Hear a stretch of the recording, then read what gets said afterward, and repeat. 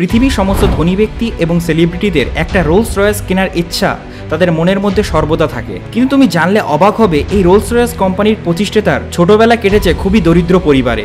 এমনকি তাকে ছোট বয়স থেকেই দিন মজুরি করে সংসার চালাতে হয়েছে। কিন্তু কিভাবে সেই গরিব ছেলেটি এমন একটি গাড়ি কোম্পানির প্রতিষ্ঠা করে ফেললো, যেই কোম্পানির গাড়ি কিনা এখন বড় বড় লোকেদের সিম্বল। এই বিষয়ে জানবো আজকের ভিডিওতে। তার আগে ভিডিওতে লাইক করে আমার মনোবল বাড়িয়ে দাও এবং কে কে রোলস রয়েস গাড়ি পছন্দ করো নিচে কমেন্ট করে জানিয়ে দাও। এবং আমার আগের ভিডিও বিএসএনএল ইজ ব্যাক, এই ভিডিওতে আমি একটা কোশ্চেন করেছিলাম যে তোমরা কে কোন কোম্পানির সিম ইউজ করো সেটা কমেন্ট করতে। তো অনেকেই কমেন্ট করেছো, তাদের নামে শাউট আউট আমি এখন দেবো। যেমন বাসু মিনি ব্লগ লিখেছো BSNL is best, official Rudra blog লিখেছো বিএসএনএল, আকাশ পাত্র লিখেছে আমি বিএসএনএল ইউজ করি, এছাড়া পিডি ফানি লিখেছে দাদা তোমার ভিডিও খুব ভালো লাগে। তো সবাইকে অসংখ্য ধন্যবাদ কমেন্ট করার জন্য।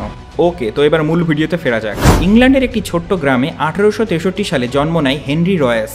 হেনরি রয়েসের বয়স যখন 3 থেকে 4 বছর, তখন তার বাবার ব্যবসা লসের মুখ দেখতে শুরু করে এবং লস হতে হতে এমন পর্যায়ে পৌঁছে যায় যে পুরো ব্যবসাটি একেবারে বন্ধ হয়ে যায় এবং রয়েসের পুরো পরিবার পথে এসে দাঁড়ায়। রয়েসের বয়স যখন 7 বছর, তখন তার বাবা মারা যান এবং সংসারের হাল ধরতে তার মাকে বাড়ি বাড়ি গিয়ে কাজ পর্যন্ত করতে হয়। তাদের এই দুর্দশা দেখে তার এক মাসি রয়েসকে 14 বছর বয়সে একটি কোম্পানিতে কাজ করার সুযোগ করে দেয়, বার্ষিক 20 পাউন্ড স্যালারির চুক্তিতে। রয়েস সেই কোম্পানিতে কাজ করতে করতে উপলব্ধি করে তার জীবনে বড় কিছু করা প্রয়োজন। ফলে সে নানা রকম বই পড়া শুরু করে এবং ফ্যাক্টরিতে প্র্যাকটিক্যাল কাজের অভিজ্ঞতার মধ্য দিয়ে সে শিখে ফেলে কার্পেন্টার এবং ইলেকট্রনিক্সের কাজ। এই হাতে কলমে কাজ করতে করতে সে একজন নামী মেকানিক হয়ে যায় এবং তার সুনাম চারিদিকে আস্তে আস্তে ছড়িয়ে পড়তে থাকে এবং 17 বছর বয়সে ম্যাক্সিম ওয়েস্টার্ন নামক একটি কোম্পানিতে সে অ্যাজ এ ইঞ্জিনিয়ার হিসেবে যোগদান করে।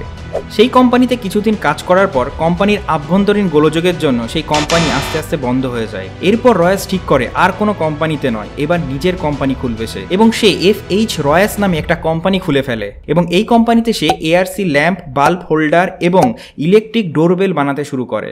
দেখতে দেখতে তার এই বিজনেস খুবই উন্নতি করতে শুরু করে এবং 1900 সাল আসতে আসতে তাদের কোম্পানির সেল 20,000 পাউন্ডে পৌঁছে যায়। কিন্তু পরে যখন আমেরিকান এবং জার্মান কোম্পানিগুলিও এই ব্যবসাতে ঢুকতে শুরু করে, তখন রয়েসের বিজনেস আস্তে আস্তে কমতে শুরু করে এবং তার এই ব্যবসার আস্তে আস্তে অবনতি দেখে রয়েস খুব টেনশনে পড়ে যায় এবং তার স্বাস্থ্যেরও অবনতি হয় এবং তার ডাক্তার তাকে পরামর্শ দেয় যে কিছুদিন এইসব ব্যবসা বাণিজ্য ছেড়ে কোনো নির্জন জায়গায় ঘুরে আসুন, এতে শরীর এবং মন দুটোই ভালো হবে।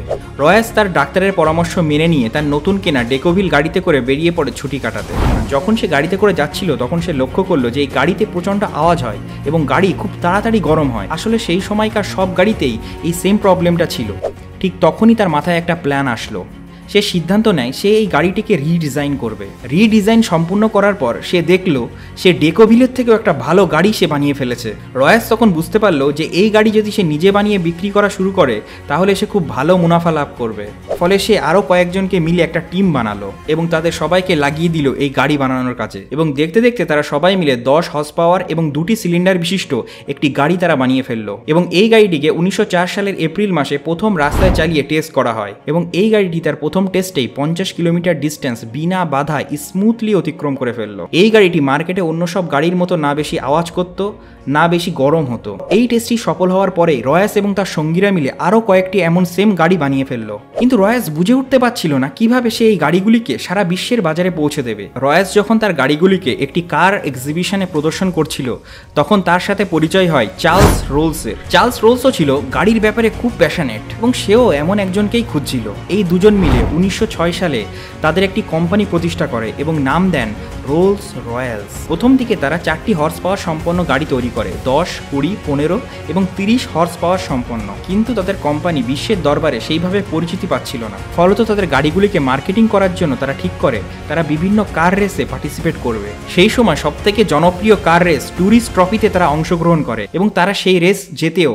দেখতে দেখতে রোলস রয়েসের নামও চারিদিকে ছড়িয়ে পড়ল।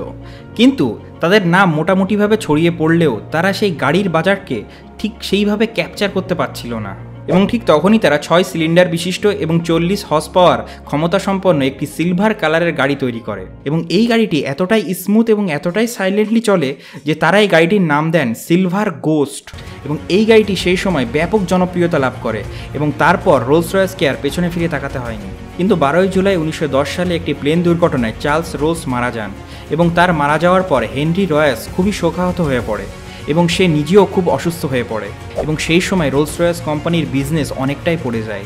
কিন্তু সব কিছু সামলে হেনরি রয়েস পুনরায় ফিরে আসে এবং রোলস রয়েসকে একটা নতুন উচ্চতায় নিয়ে যায়। এরপর যুগের সঙ্গে তাল মিলিয়ে রোলস রয়েস তার মডেল চেঞ্জ করতে থাকে এবং আজকে আমরা যে রোলস রয়েসকে দেখি সেটা হলো রোলস রয়েসের সব থেকে বেস্ট এডিশন। এইভাবে দিনমজুরি করে একবেলা খাবার জোটানো একটি ছেলে তার নিজের ইচ্ছা এবং জেদের জোরে রোলস রয়েসের মতো কোম্পানির প্রতিষ্ঠা করে ফেলেছে। ওকে, তো এমন সাকসেসফুল কেস স্টোরির ভিডিও যদি তুমি আরও শুনতে চাও তো গো বঙ্গ আমাদের চ্যানেলকে সাবস্ক্রাইব করে পাশে থাকো। তো দেখা হচ্ছে নেক্সট ভিডিওতে। বাই।